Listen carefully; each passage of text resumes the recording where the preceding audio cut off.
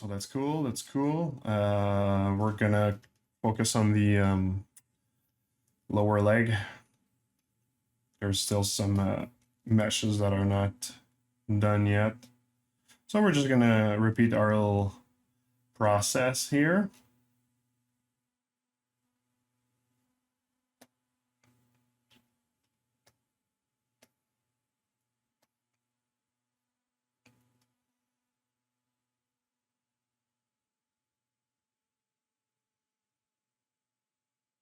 Yep. Okay, all right. I was just looking over the character a little bit. I'm really happy with the shape of the body, shape of the legs.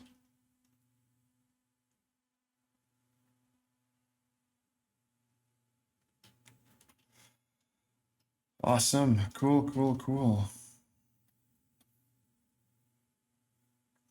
Okay, so I'm going to tackle the bigger shapes first, I guess. We're still in dynamic subdivision for these meshes here.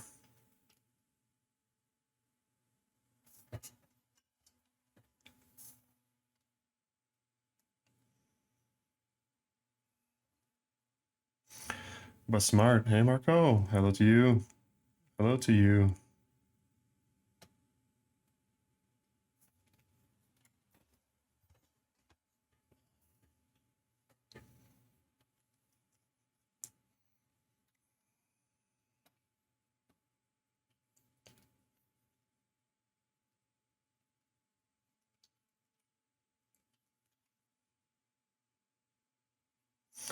So I don't think there's an advantage of necessarily keeping all of those meshes connected to each other. I might actually separate them into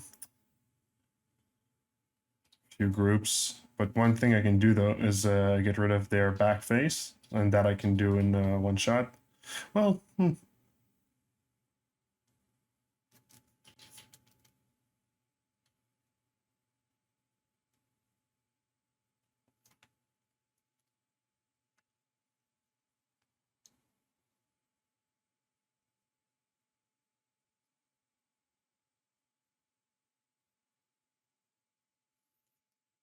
okay.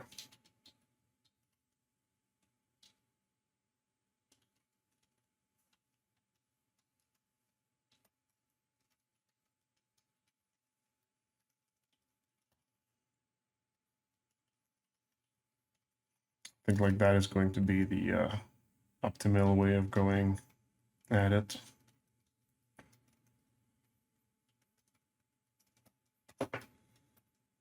Well, I don't really need to get rid of the back face on this one. The meshes are too small for that.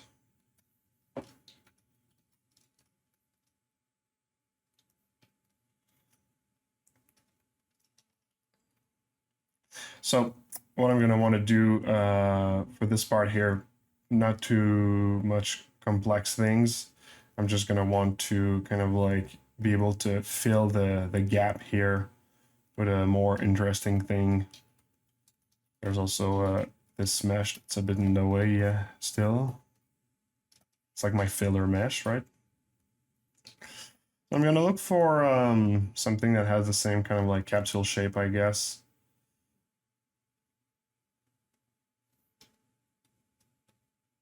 Could actually just very well be this part, and I'm going to flatten the top.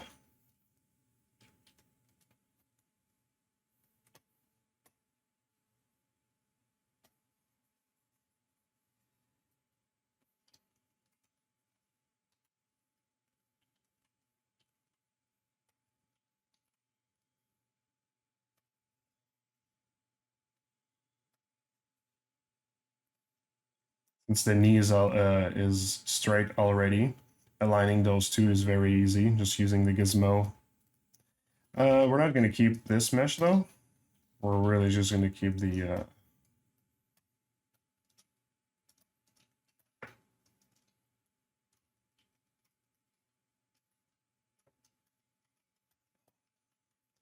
we're going to give it that gray metal material.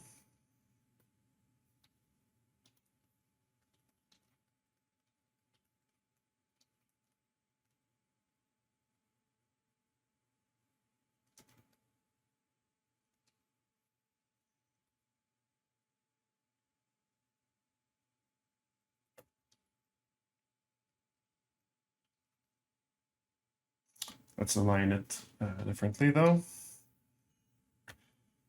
And I'm going to bring the gizmo a little bit closer to here.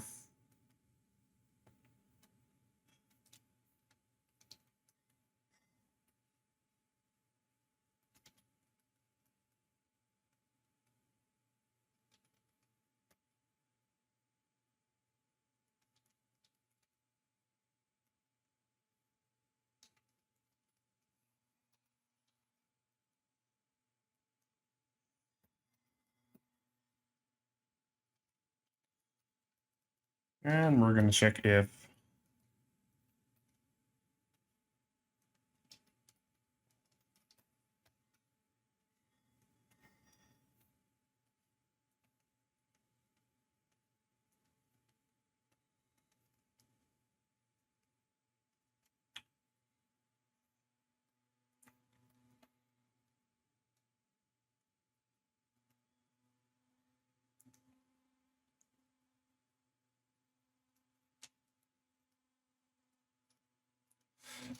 okay.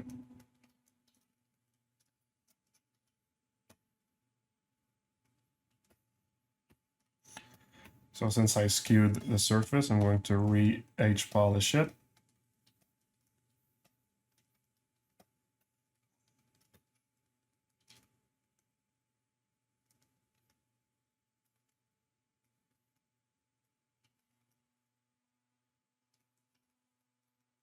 That's good. Now we're going to add a border to that. Do I want borders anywhere else with this mesh? Sure. Let's duplicate this.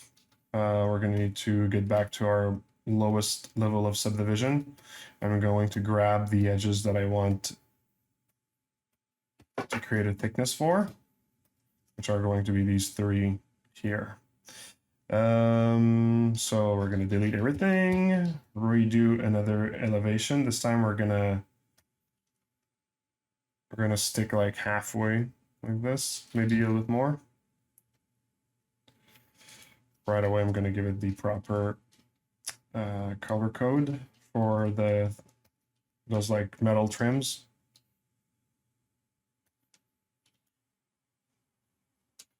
Okay, we're going to use this. Something we can do right away is inflate everything in because it should not be as thick as the material. Not the material, but the mesh it's on. Here is going to be hard because it's already pretty much like close to the edge.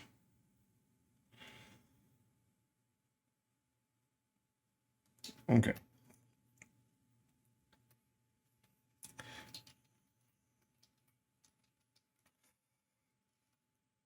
I'm also going to try to put this as much as possible near the edge here, because I'm going to be doing a rotation, and I already know it's going to be hard to do it if I don't have the base of this trim close to the surface. Luis Mangos, hello, hello.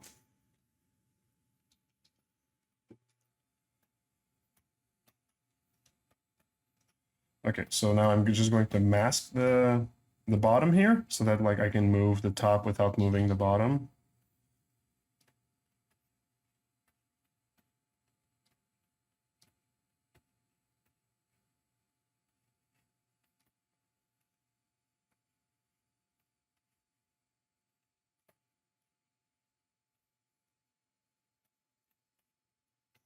This front part here, I'm probably going to lower it. So what I'm trying to do is just get these edges to flow on the side here.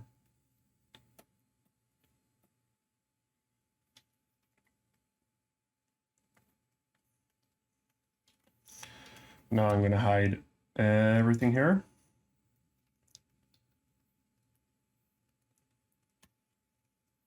Okay. I'm going to use Alt, the Alt key with move, to move along the normal like this. Follow the edge here.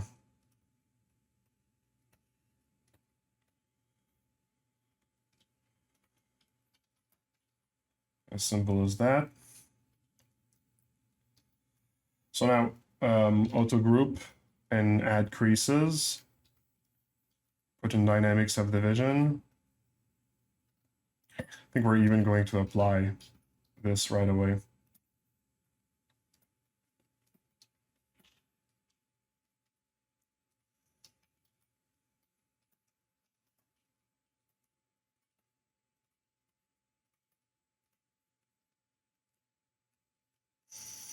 Okay, so these metal parts are flowing correctly on the side. We're going to give them a little bit of more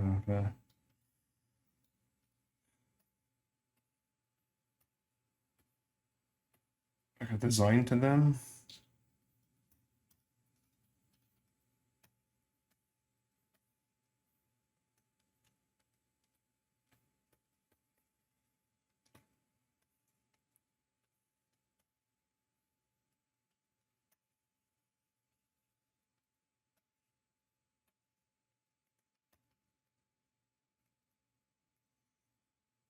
And just a little trim like that.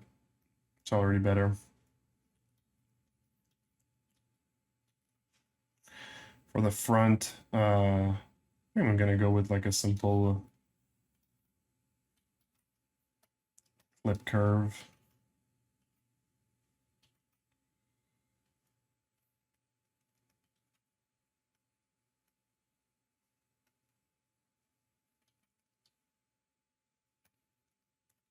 Don't know why it didn't work everywhere. So you see at the back here, it's kind of like it crushed it on itself. We're gonna remedy to that just by masking part of it. I'm gonna use my move brush with back face. I'm just gonna drag this down. See, kind of like drags this down as well. Smooth, kind of fixes it.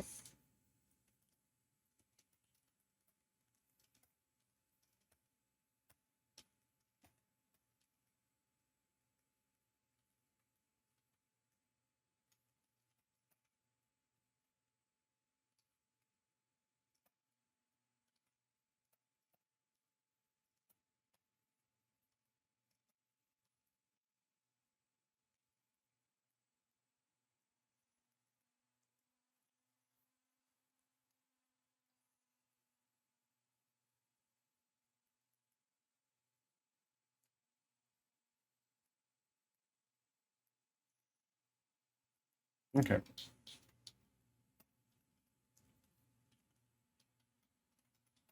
Gonna mask this as well. I think I'm just gonna move this mesh slightly more outside just so that we can actually see the thickness a little bit, because right now it's very flush with the trim.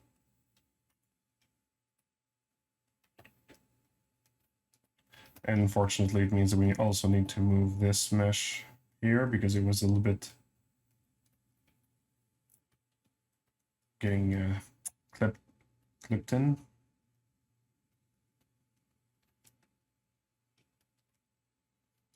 Oh, wait, what's that?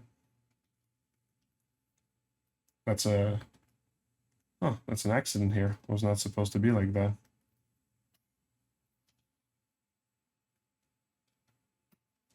I'm gonna kind of fix it.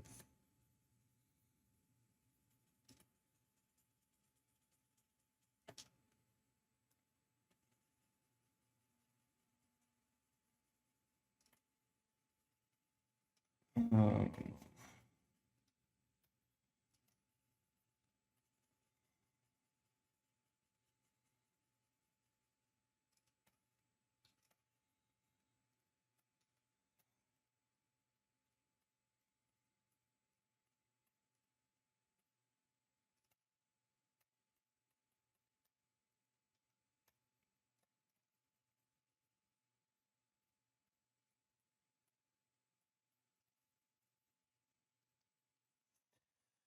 okay, I think that's gonna be good enough for a fix.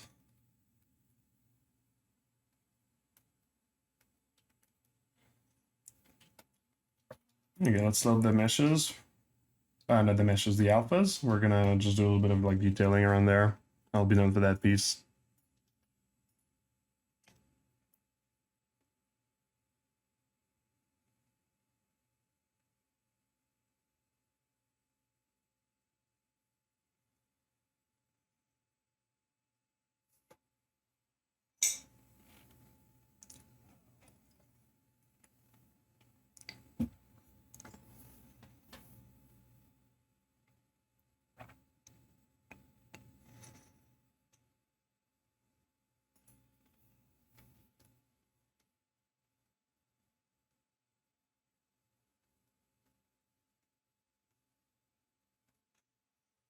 Wait.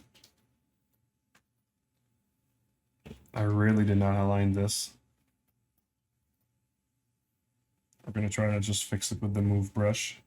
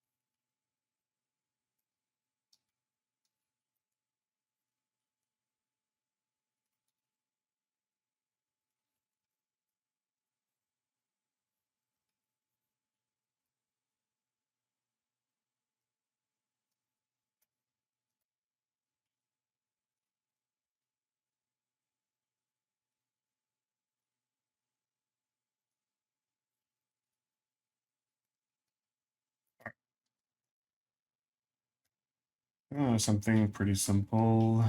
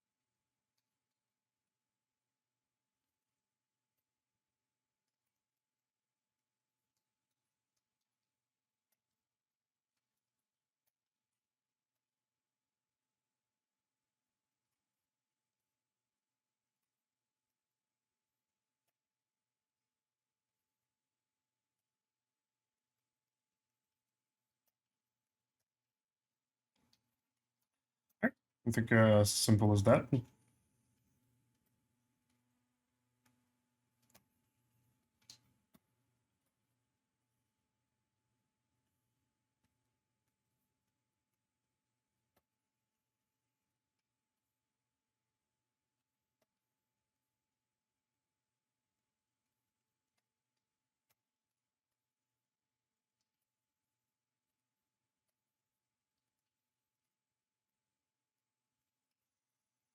Okay.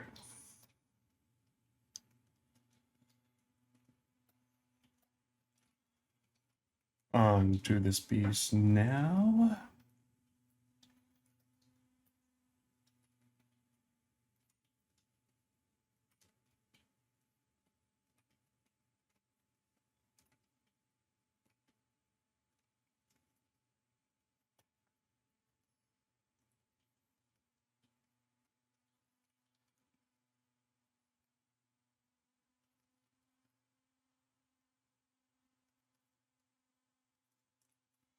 I'm gonna lower this part.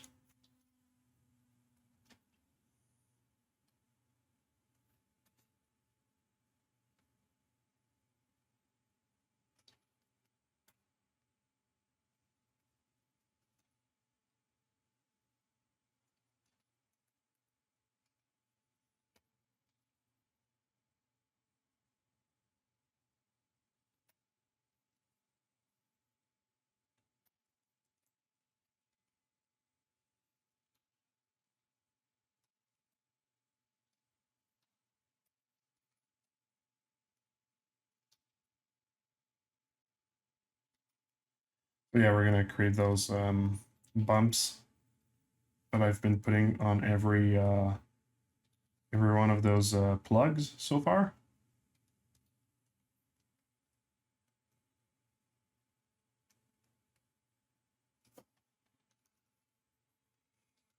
Then trim a hole.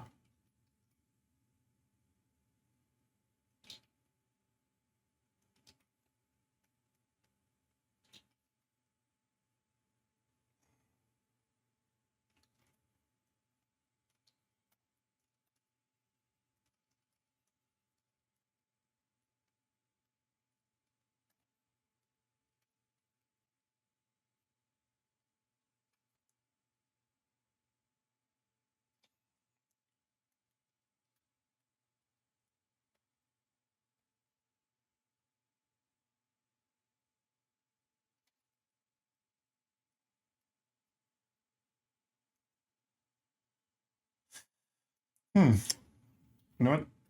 I'm not 100% convinced. I think I'm going to do a duplicate and retry the same thing, but with only trim holes so that it's more flat. Because right now what's happening is that you got like a, you see you got a curve like this, and I'd like it to be flat when it reaches the top. So I'm gonna try with the, see with trim hole. Oh, there we go. You see? Now the line is flat. It curved, flat, curved, flat. I think that's better.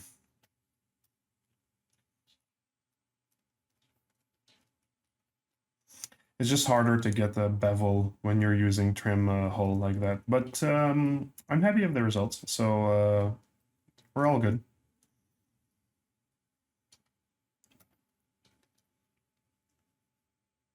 I think I want something that goes like up, like that here.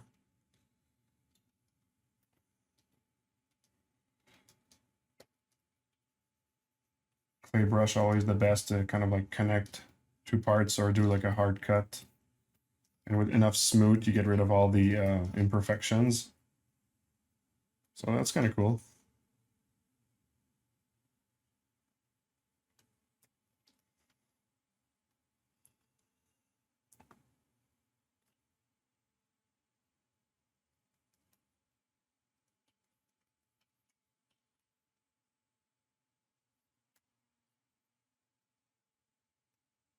Yeah, I'm gonna already add a trim to this mesh.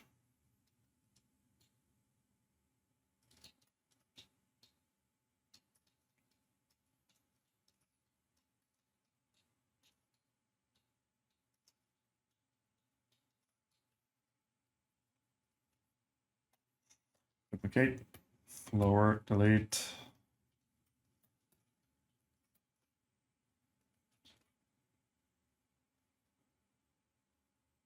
It would be a waste to just like put the trim everywhere, but it's just extra work to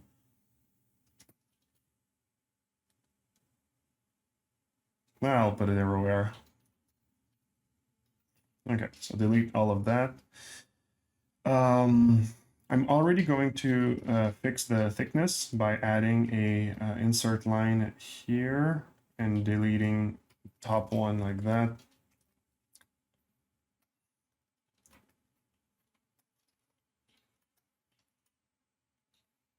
And now just gonna kind of loop in the other direction. Yep, okay.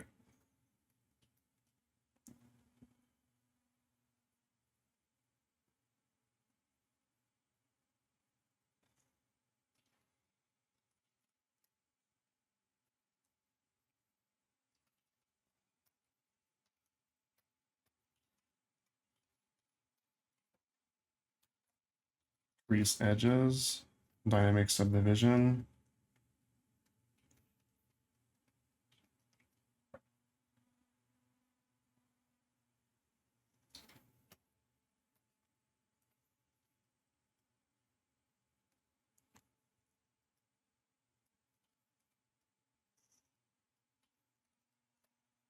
So I'm just going to make it pop up in certain areas that I find that it's like pointing down too much.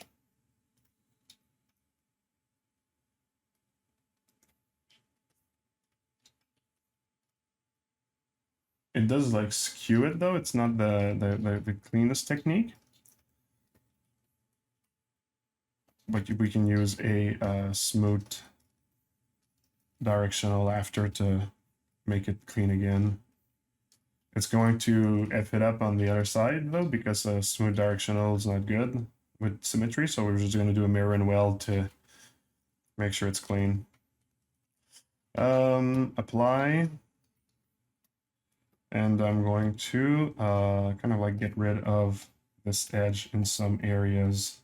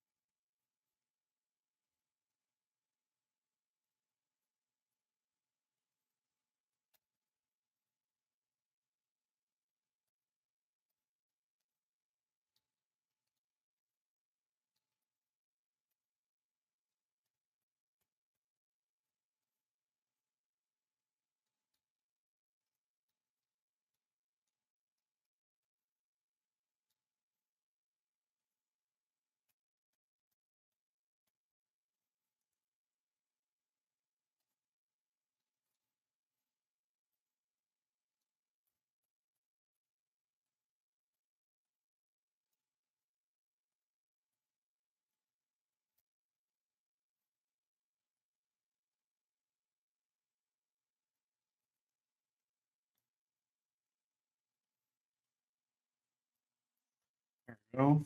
And for the top part here,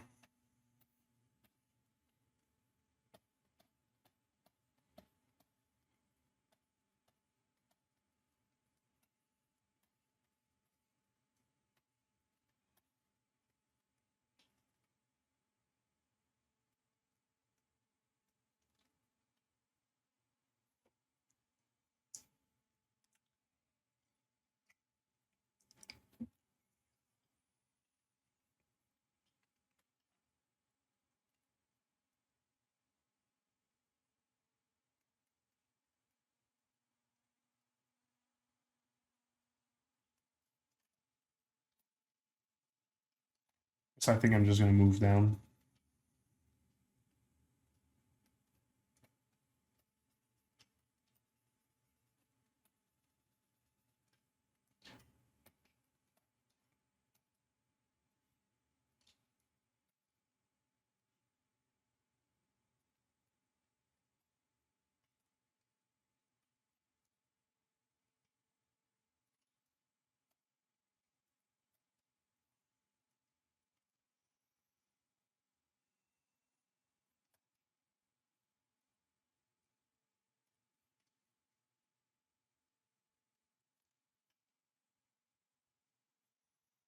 Okay, looks good. So to finish with this part we're not gonna really put any mid detail or kind of like plain shifts, whatever, because it already has a few.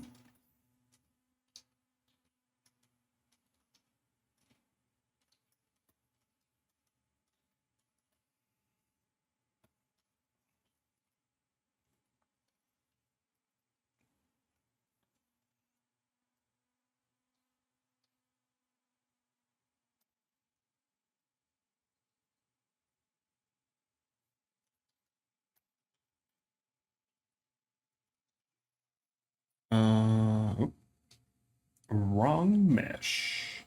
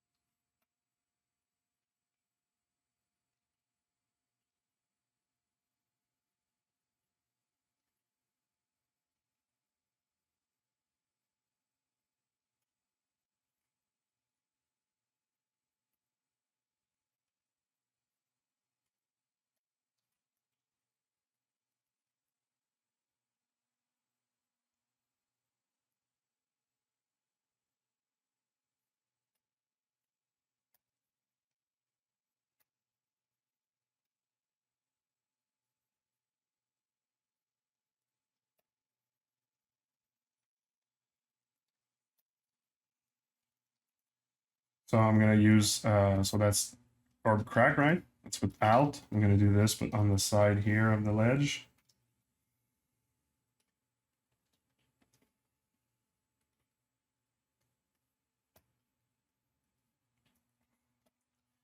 And I've kept a morph target to clean after.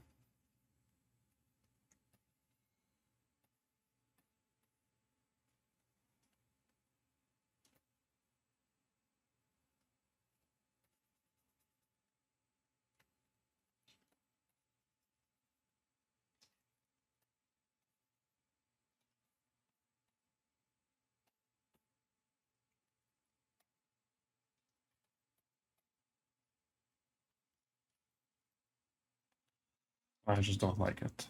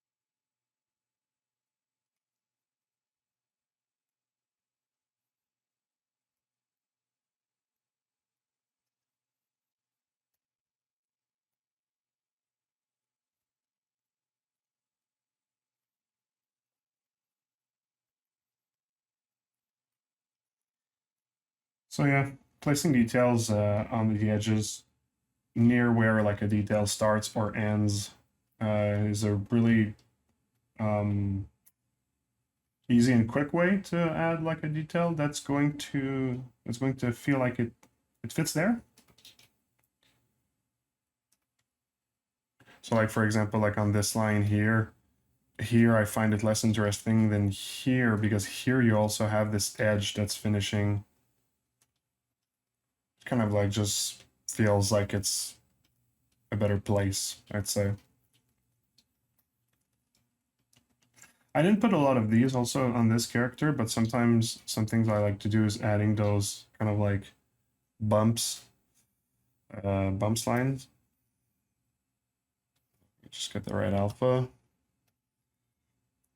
More strength with lazy mouse. Like those things. Kind of like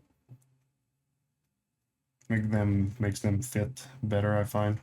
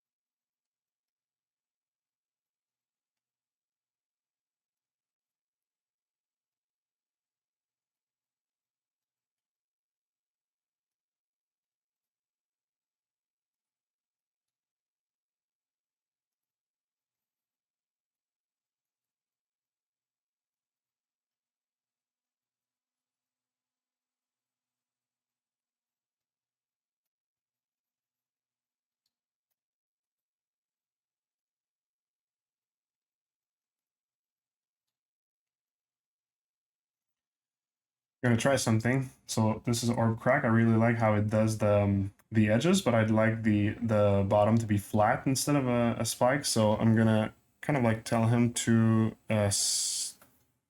stop applying detail after a little while, and there we go. It kind of like keeps it flatter. For flatter but rounder as well.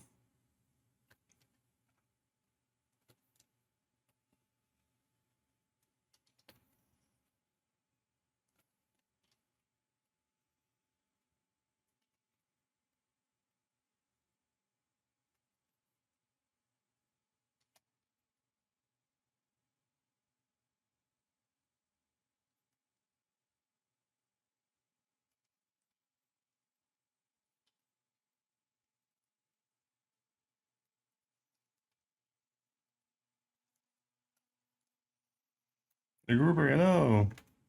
Alejo, Draz, hey Marco, what's up? What's up? What's cooking? Is this spider a robot as usual?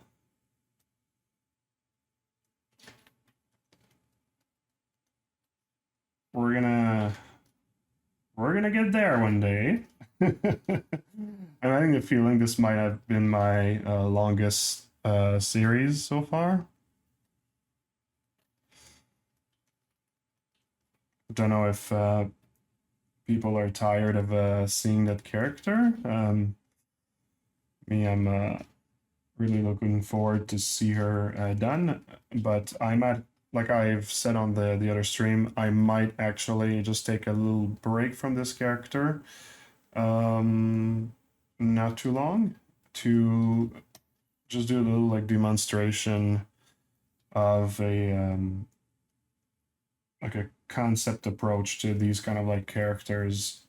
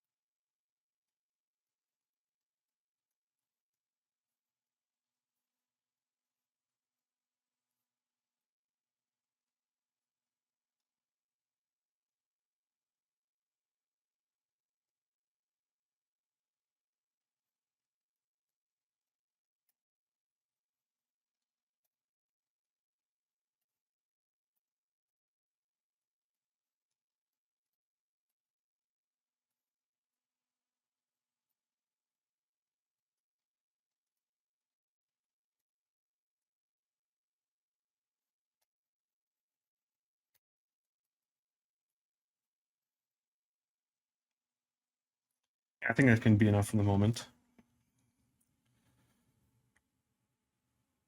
Looking awesome as usual, thank you. Please make a spaceship.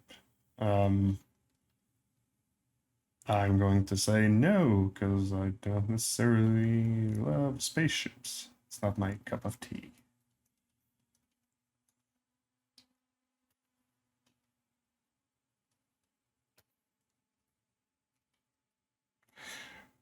Request denied.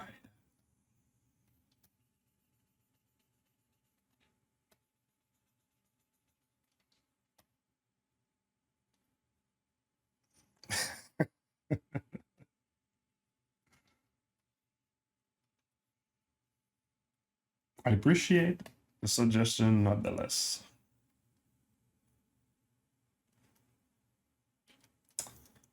All right. You know what? I'm not gonna take more time on this piece.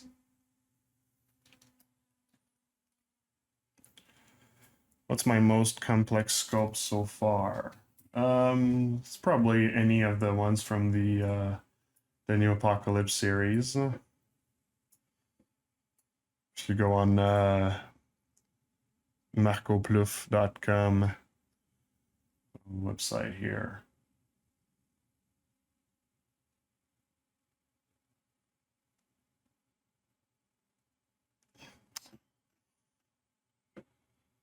If I take like pretty much any ones of the Four Horsemen or the Archangel, let's say the Four Horsemen.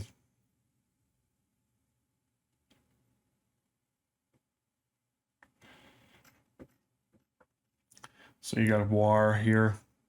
They're all pretty much of the same like complexity, right? They're all characters riding a mount. The base is pretty simple. It was already complex enough, right? That's the statue. Pestilence.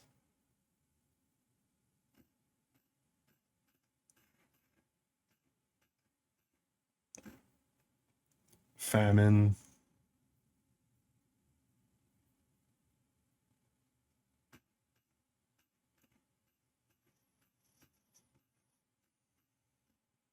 And death.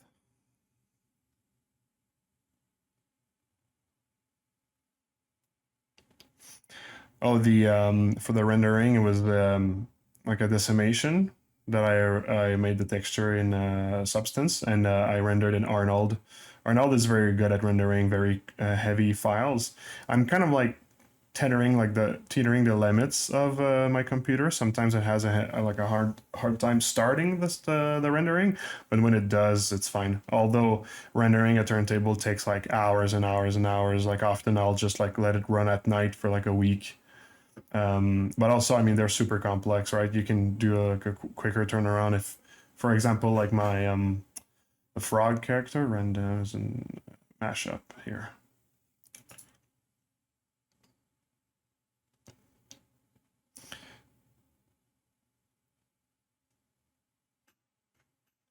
Like Pate de Rolo here, little fan art of Pate de Rolo that I did. Oops. Let's mute that.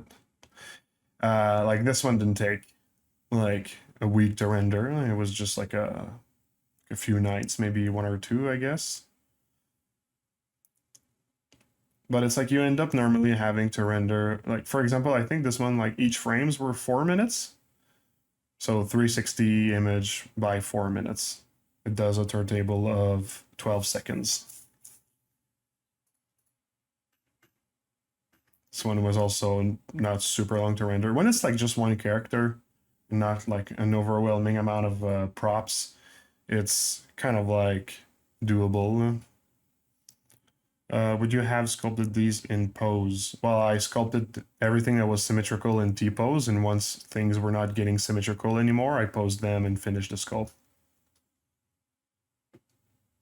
So, yeah.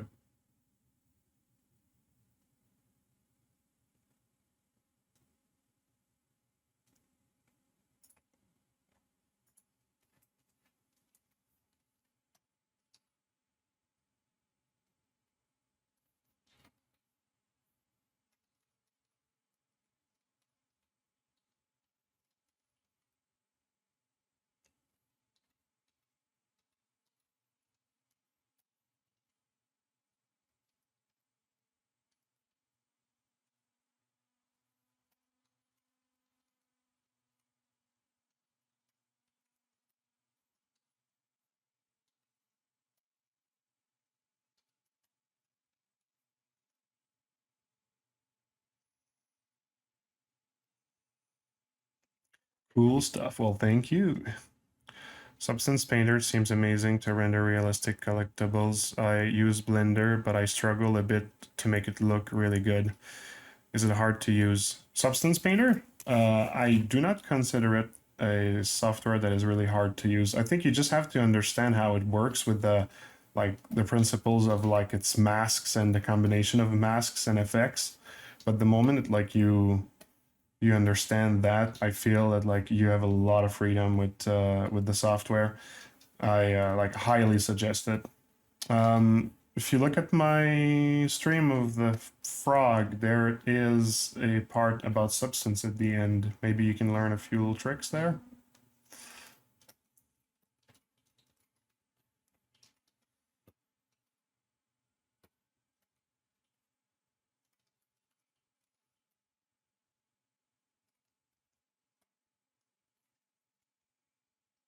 Oh wait, that thing is symmetrical.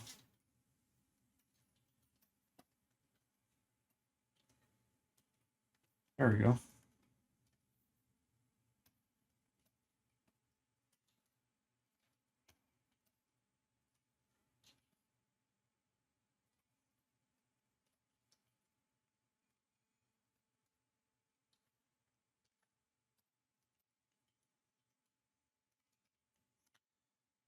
Near the feet like that. Um, Especially the back part of the character, I'm starting to give less and less important to the design. Kind of like putting some like filler stuff that's like easy to do. I don't have to rethink too much the character because it's not like a focused area. And I tend to want to not really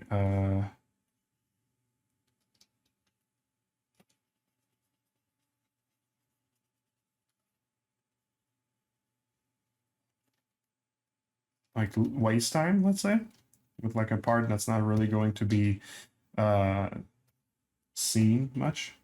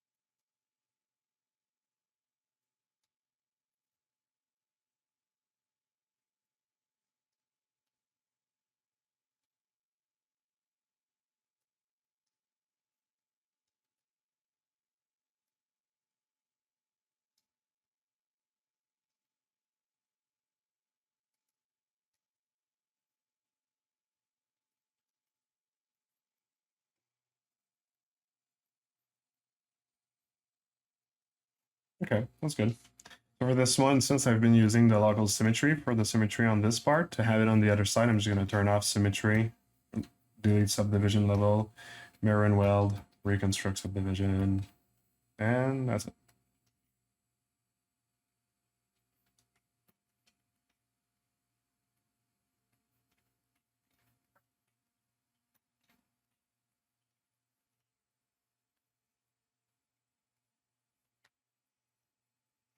Marmoset toolbag is also good for rendering. Yeah, for rendering real time for sure. Heavier mesh, things with UDIMs, it did not work for me. But I didn't test the most recent one either.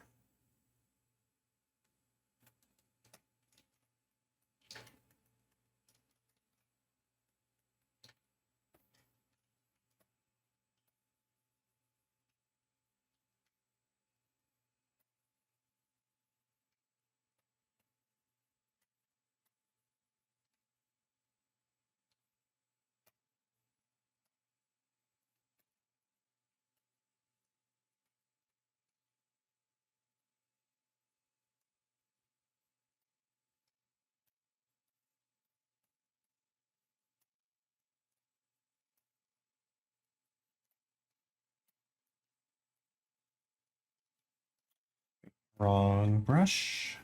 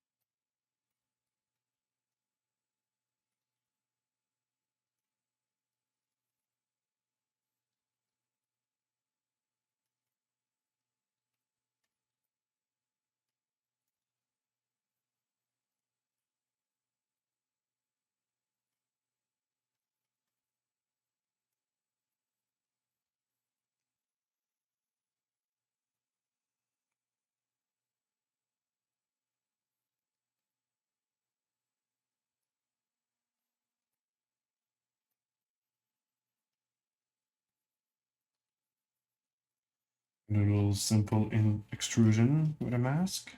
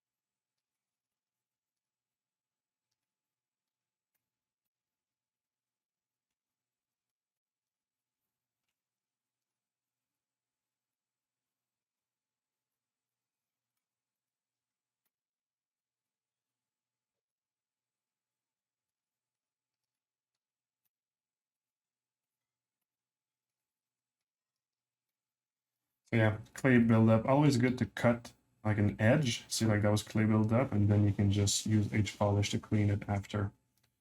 So H polish not going to be super good for cutting an edge.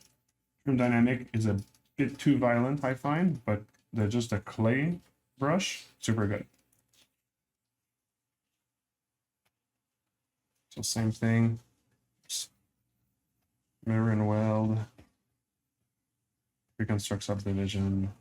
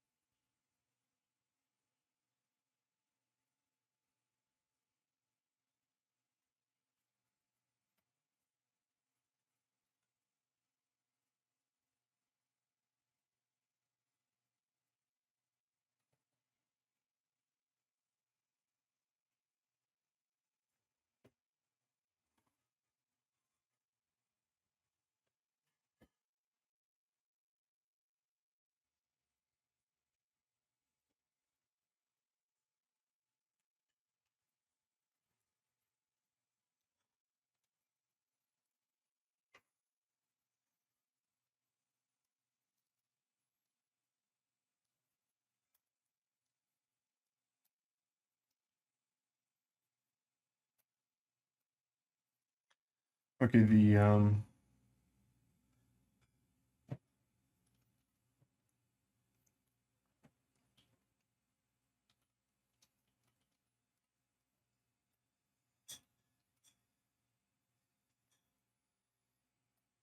we're going to push this thing in here.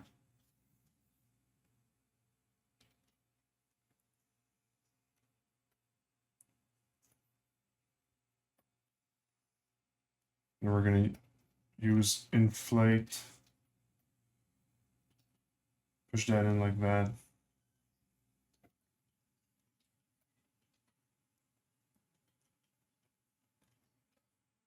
There we go. So just having like this this part going in a little bit more. Do I have to do it on this side too? Yeah, okay.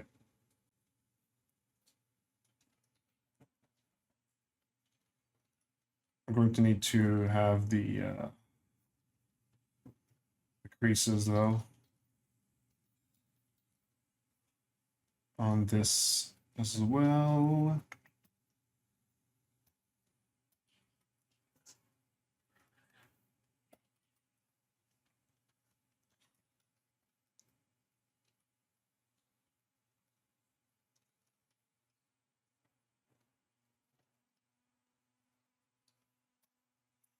Okay, now that we see it better, we can see that there is a an offset of those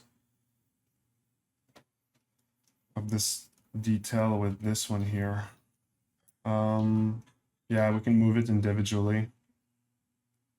So I'll use the transpose line. There we go.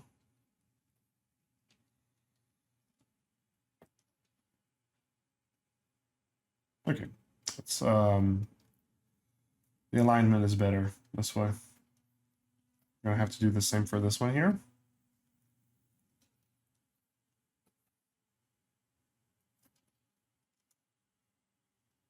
There we go.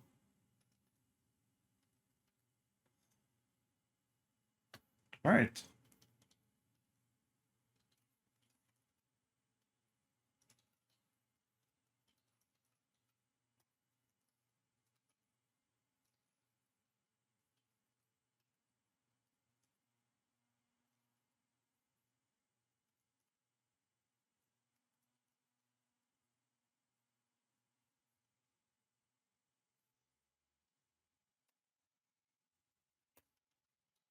Okay, do I have already the correct subdivision level? No, I don't, so I need to subdivide one more time. I'm gonna add a layer at this point because I'm going to try something that I am not super sure.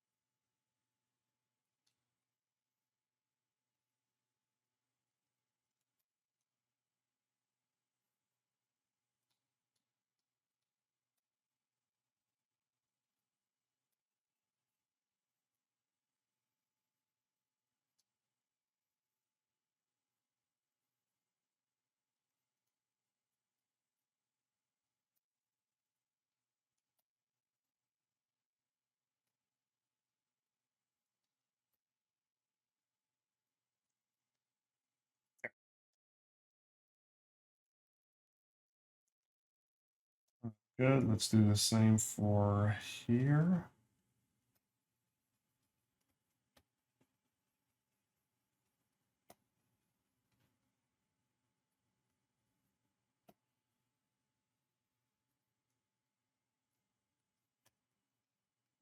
Cool.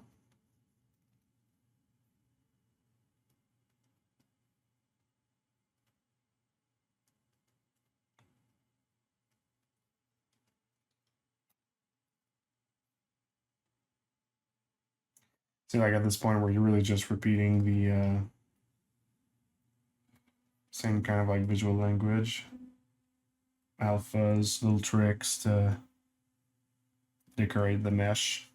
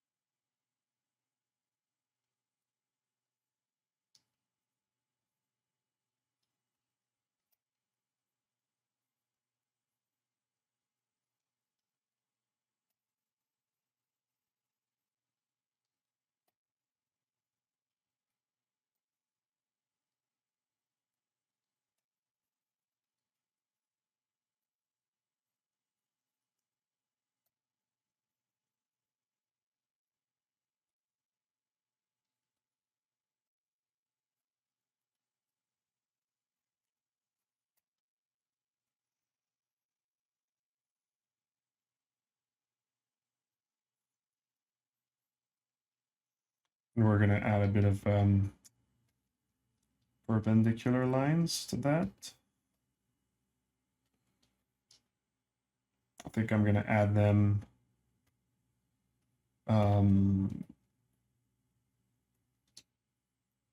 wait. Didn't have the right brush.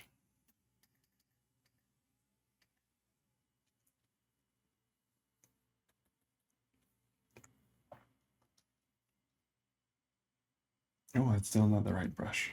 Oh well.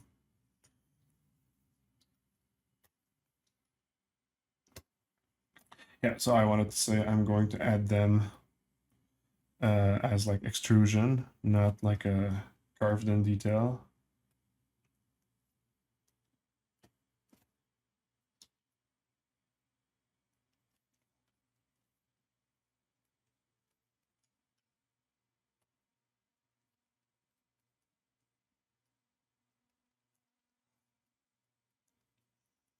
There we go. Should be good. And now I'll do that part, because if I'm going to move a part to fit with another one, I'd rather move this one than moving a circle, because moving a circle, you know, you can actually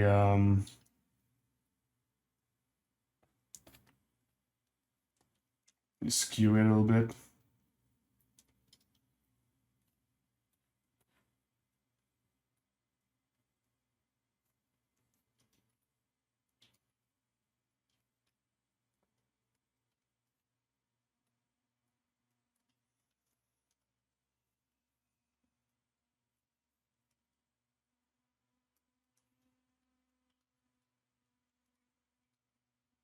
Okay.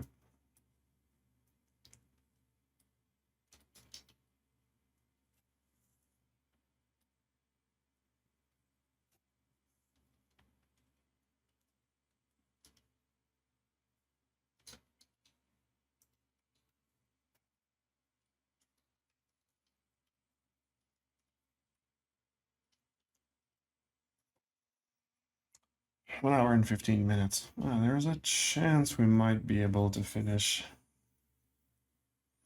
the character today.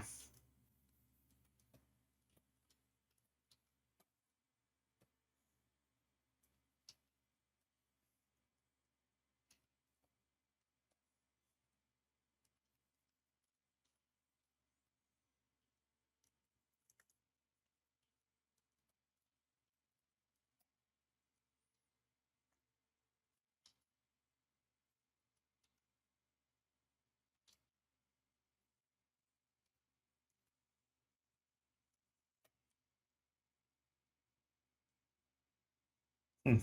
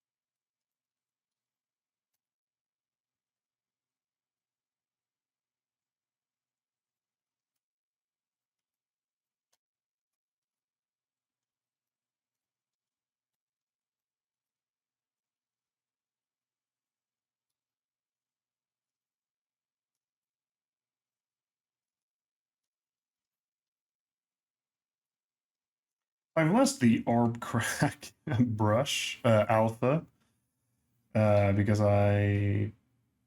it's in the default setting of the software and I accidentally went and changed its alpha. So now I don't have the nice hard cavity that it actually creates, which is a bit of a bummer.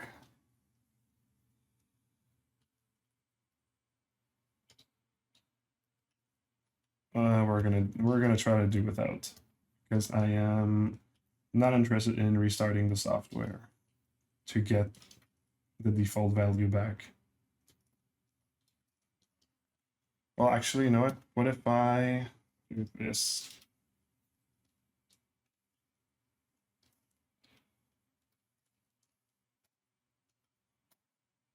No, it did not reset. If I reset brush, is it going to... Oh, yeah, okay, yeah. But I have to probably reset my alphas. No, I don't. All right, good, cool.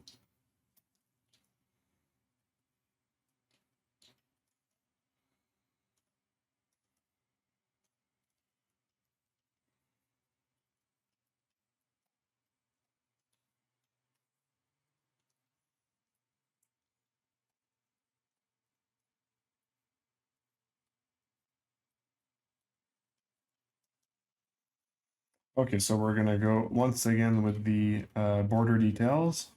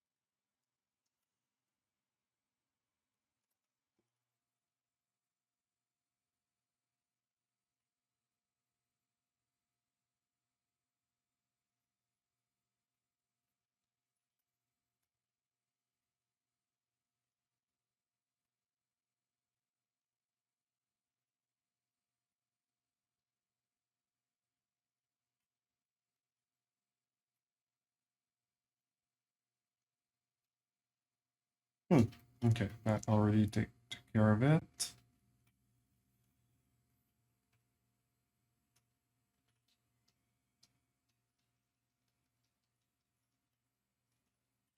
Okay, so now we can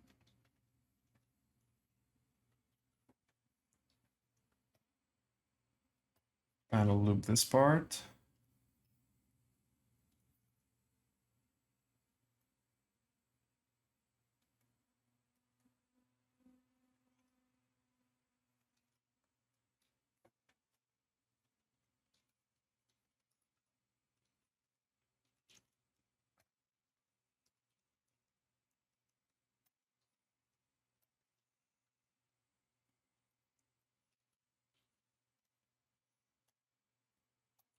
All right. We're gonna apply the subdivision layer on this.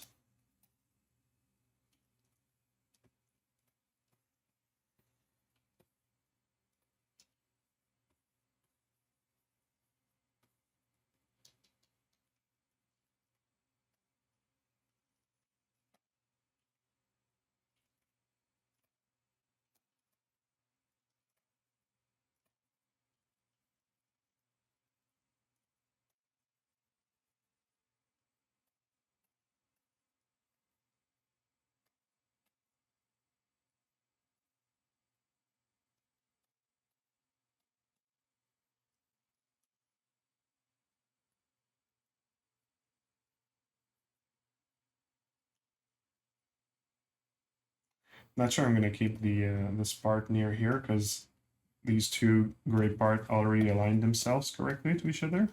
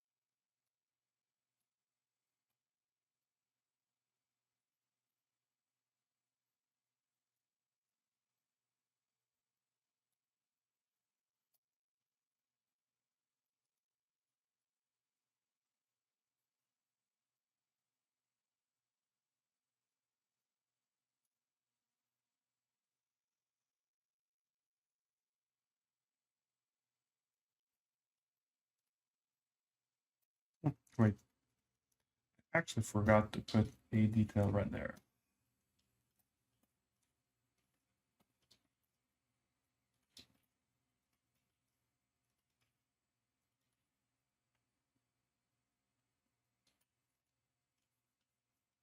There we go.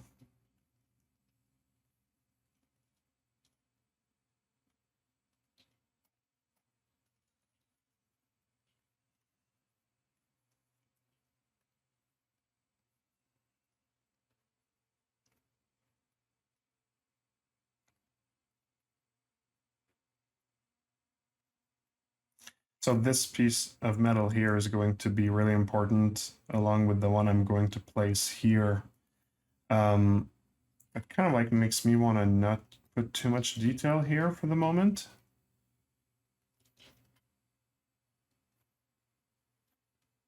Or you know what, I have a layer, so I could do like a suggestion, and if it's not good, I'll just rework it later.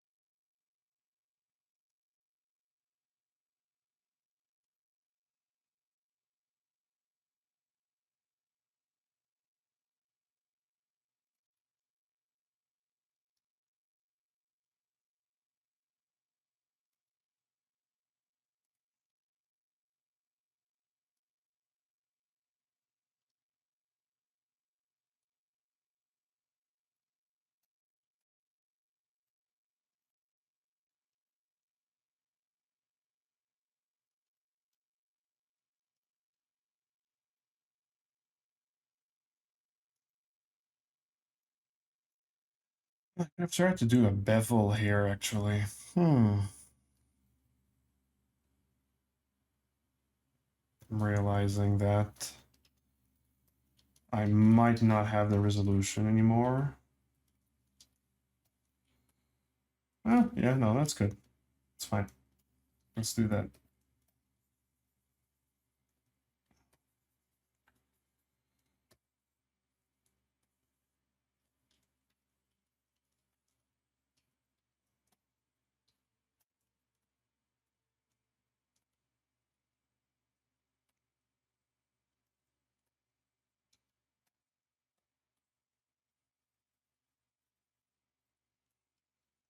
There we go.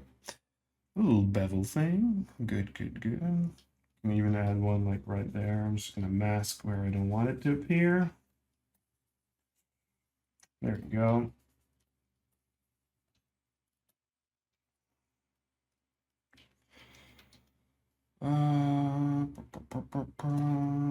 Clay. And then H polish.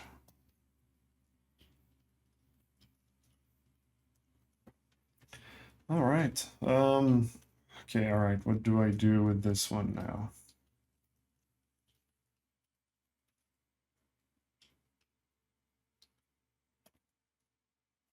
Start with a clay.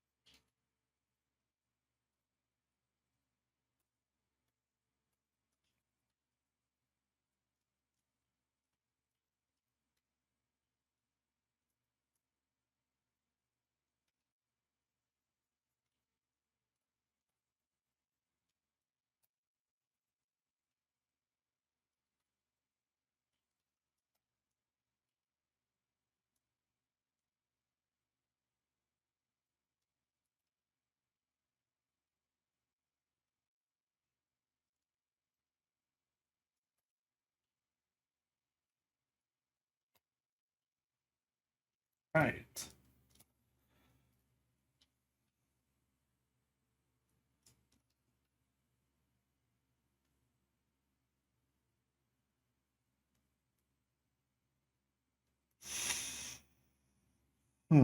Yeah, no, I'm really going to wait that the other thing is done before putting too much detail on this part here. I want to make sure they kind of like feel like they connect, like they're supposed to kind of like slide one into the other one. Um,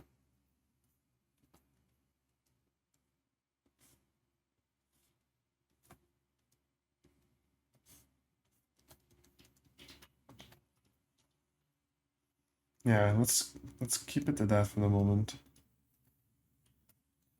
And now on this one, do I have the right subdivision amount? It's a little bit low. I'll give it one last one.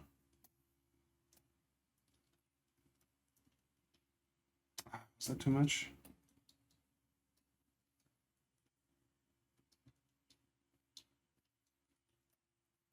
Yeah, I know it's fine. It's just here because the resolution is less good, but I can also just not put a detail there. So layer, and then we're gonna add the details after that. Just gonna take a little sip of coffee first, check the chat. Oh my God, I didn't save yet.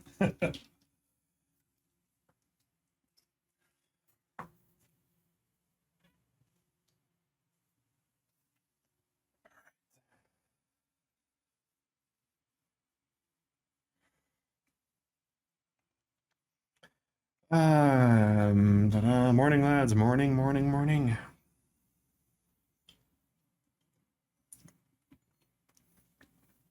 Oh, give me a sec.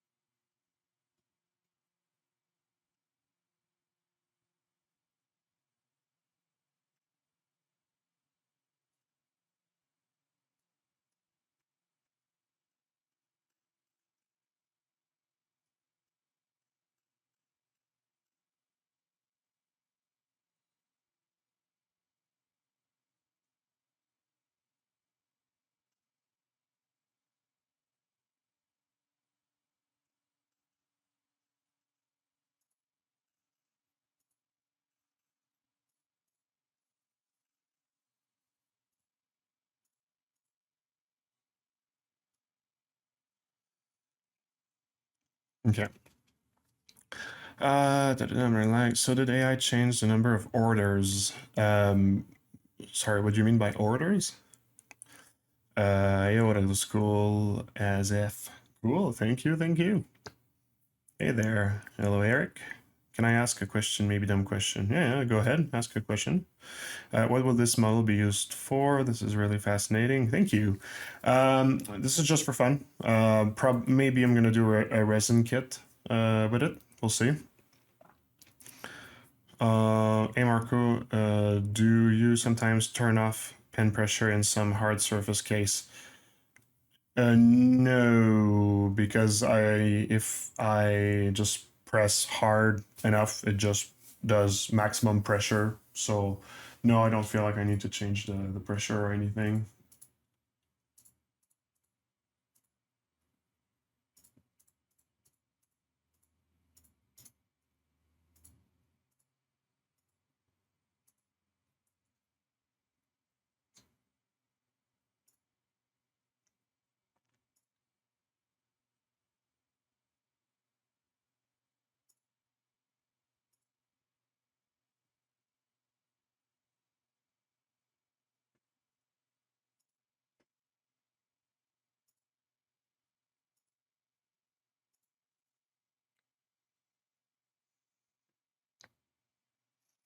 I'm curious about what you're doing as an occupation. What do your project usually look like? Uh, okay, well, I mean, I I would suggest you check the bottom of the screen for the links. There's either the ones from Chaos Masons, which is my company, or my own link. Basically, you're gonna see like part of the portfolio I work on. But like in a nutshell, I'm an art director. Well, I'm the business. I'm the co-founder, the um, business manager, and the art director for Chaos Masons, which we're an outsourcing company that does character for video games. And yeah, and I also like to Twitch. I have a few personal projects that keeps the my passion flowing. Since at Chaos Mason, I do a lot of management. And yeah, and this is my way to share some of my techniques and stuff to people. And yeah, that's why I'm here on Twitch. Okay, thanks. Love your work. Thank you so much. Is it usually freelance or gaming for the clients? Well, like I said, it's probably best you go on our website. But wait, I'll just bring it up for a second.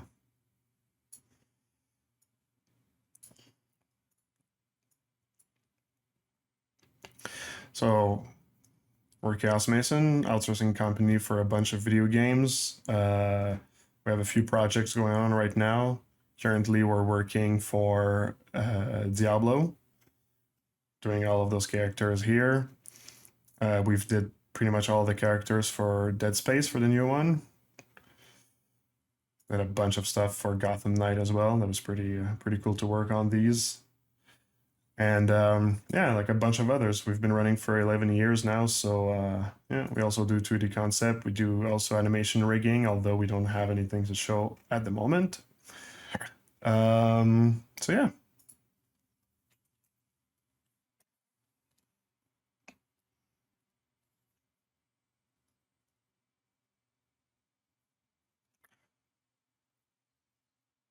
Hey, no problem, James. Okay. Um, so for this part here,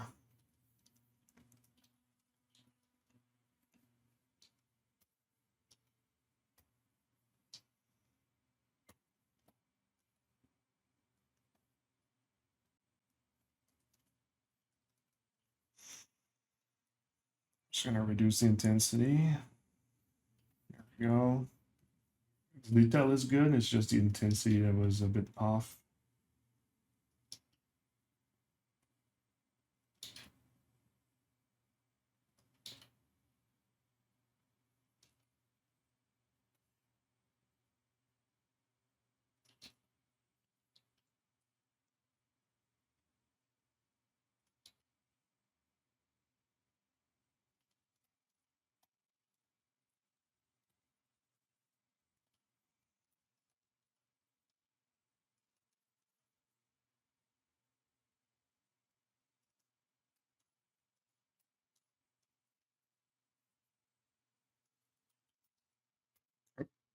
same.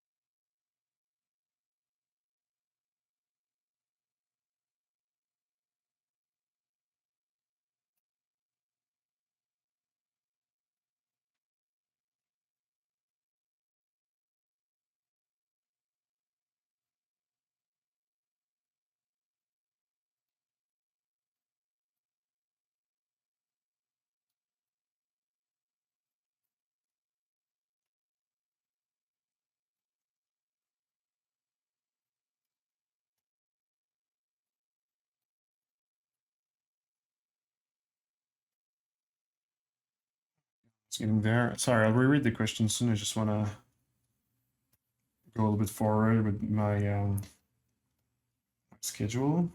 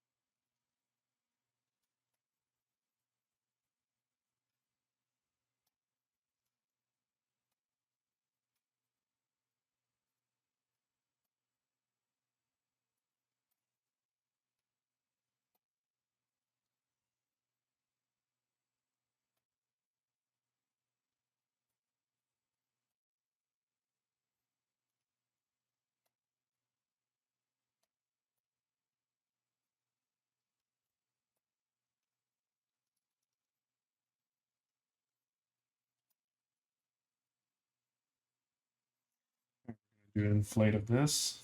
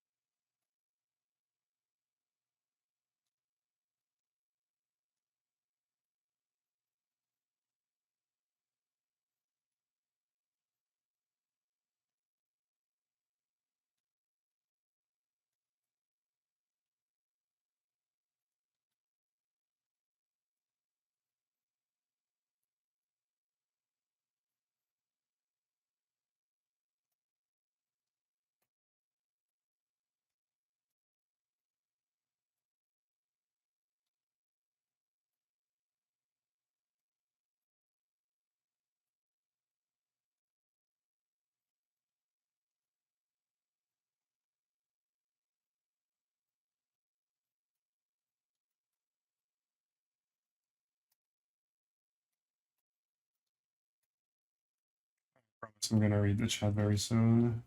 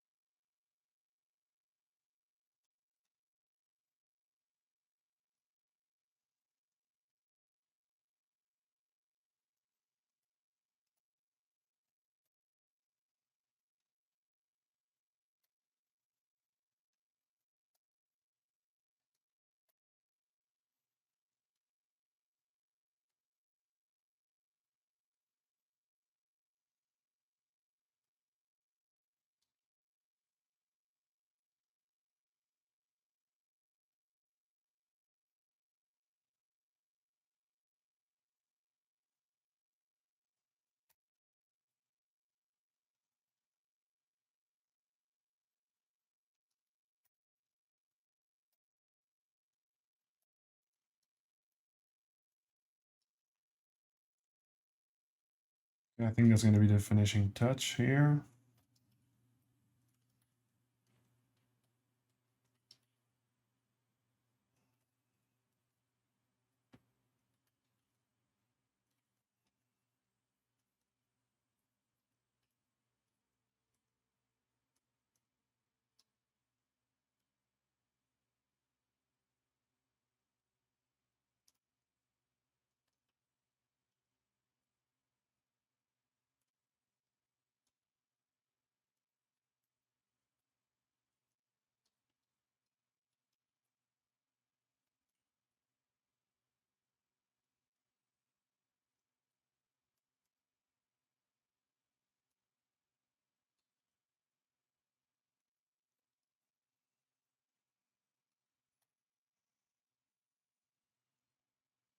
Yeah, okay, I think we're gonna call this piece done.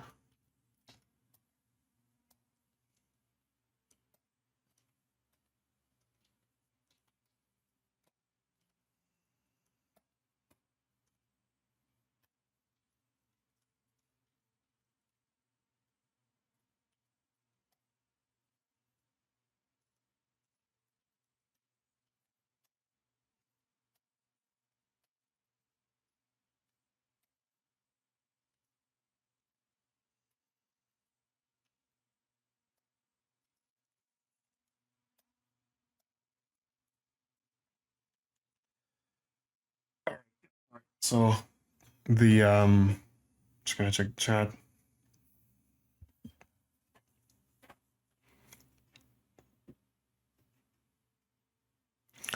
All right, Ericsson. I use these spheres for posing. It's one of my course assignment, and when I do any adjustment to the pose, some part of the mesh deforms heavily.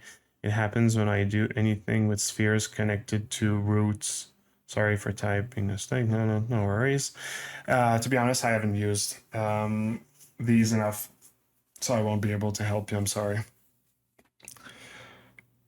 A lot of waiting for a negative answer, eh? Sorry about that. Was smart. Okay, the question's in French. Just bear with us for a sec. Petite question, Marco, pour toi. En français, ce sera plus simple. J'apprends ZBrush depuis un peu plus de 2 ans et je fais uniquement des sculpts pour de l'impression. Je m'intéresse à l'animation et au sculpt pour le jeu vidéo. Quels sont les principaux sujets que tu conseillerais de travailler? So, if you're doing collectibles and you want to go into like movie or video games, well, you need to learn how to do a retopo, that's for sure. So work optimally, retopo UVs, then baking, textures. I suggest textures with Painter. That's pretty much the standard these days for the industry. And yeah, I mean, if you just know that, you could be golden already. It's like the standard, I'd say. Wait, did you? Wait, you did Killjoy bot for Valorant? Yeah, well, I mean, one of our artists did that. Yes. Pour faire une petite animation de marché comme tu fais pour les 4 chevaliers, par exemple. So the animation that I did for the little like chibi horseman. That's a, oh my god, my website's having issues these days. Let's just go on my own website. So Bosim Art is asking about the animations that I did for my chibi horseman, or like my cute apocalypse, whatever how I call him.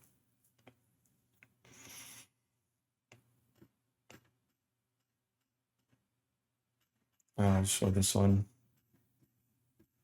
Here. So basically, this was a mesh that I did in ZBrush that I did a heavy decimation on until it could be real time. Unlike a higher decimation that's going to keep more of the details, but it's going to be hard to do it's going to be hard to do in to make it real time, right? Like you really need to severely decimate something for it to be able to be real time. Anyways, that's what I did for this character. And So basically this animation, I just brought the character in Character Creator, and I did a little quick rig using their like AccuCurve technology, which is very nice, goes really fast. It's kind of hard to edit stuff sometimes, but for a simple character like that, it was just a matter of like placing the bones. It actually did the skinning itself. I adjusted the skinning so that the plates follow correctly each bone. So that, like, for example, on the torso here, like this part and the part under, they kind of like slide off each other, right? Um, and then I just chose one of their animation. So I didn't do the animation. It was an animation that was placed on the character. Some just simple walk cycle, right? From Mixamo. So yeah, as simple as that. At this point, like I rendered it in Character Creator as well, but like at this point, you can also just take your character and export the animation in like Maya or Unreal, I guess. So yeah, you still have like a lot of flexibility, I'd say. How do you manage with drag dot to put the panel in such a orderly way? Is it technical or configuration? It's because I don't place a drag dot where I want the object to be. I kind of like place it like 1 inches further, and then I go in the direction of where I want it to be. So this way the alignment is more controlled, I'd say. And I just got the reflex to always do that. Marco, you sell your alpha on Chaos Mason Store, but you consider also selling your IMMs. A lot of the stuff I'm using is stuff I found elsewhere, so it's not like they're mine, so I can't sell them. Kian, hi Marco. Thank you, Marco. Your YouTube videos have helped me a lot, and you teach very well professionally. Thank you so much for the compliment. I really appreciate that. I'm really happy that I am able to help people in this way. Like I feel that like me doing those streams is almost like a cop out because I don't really have the time to do like a full tutorial or give mentorship and that sort of stuff. So to be able to teach people anything this way, I'm really happy that you find it helpful. Eric Zan, it's okay. One of the solution, it's remade rig where root not need to move. Yeah, I guess so. And I'm afraid to ask, but what is the poly count on this beast? Sorry, you're talking about the spider or this little character moving right now? Kian, one question. How do we know? Well, actually, Green Ghost answered. Oh, the poly count for the spider. I don't know. I have no idea. It's probably like 50 million right now. Wait. No, I think I think it's 150 million at the moment. Seems heavy. I don't think that it's this much. I have a feeling like it's lower than that. Anyways, one question: how do we know if we applied enough subdivision on the model? How do we know if it's enough or not? Well, me, I already know how far I'm going, how close to the camera I'm going to make the renders. Like, for example, like the head, I know I'm going to do like almost like full screens like this. Whereas like things on the torso, like I'm never really going to just like flat out like do a picture like this here. Like it's always going to be like trying to portray the head with the bust at the same time, right? So, and then like if you go for like an American shot, well then like around the thigh, you know you're never going to get like that close, right? So knowing how close to the camera you're going to be, that's already something that dictates the amount of like how small details like need to be or clean or that sort of stuff, right? And in video games, like there's not often games where like you see under the feet of the character or that you have shots in the game where like you see the tibias like that. So like often in video games, I mean like heads are important for like discussions when the character talks. Maybe the hands sometimes they'll be in focus for like some cinematics, and like the rest's like medium detail for like the body and that sort of stuff. So yeah, knowing like how close the things are going to be makes you know like how much clean you need to be. And to make sure the details are clean, normally what I do is when I subdivide my mesh for the first time, I kind of like look, I take some of the smallest details, like for example, like those like points here would be probably the smallest details, or like those lines. So you take one of those small details, you place them on your mesh, and you just see if the resolution was good. Basically, that's how I would go. Got it. Thank you. No problem. Cool answer. Merci, Marco. De rien. So yeah, we're pretty much there for the spider. We're just missing the foot. So yeah, getting there, getting there, getting there. We've saved, so that's good. I'm just making sure everything's all right.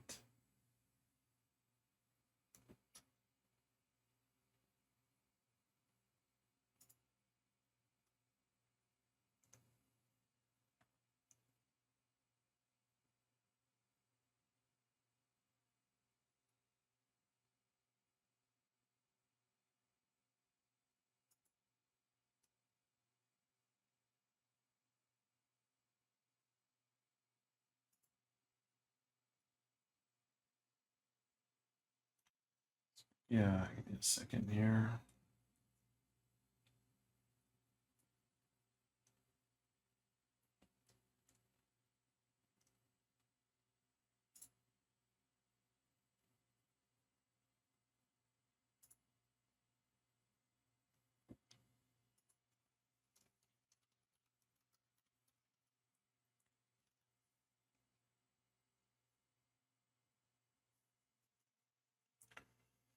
All right. Yeah, well, you know what? I think that'll be it. Let's go and raid someone. Transfer the love a little bit.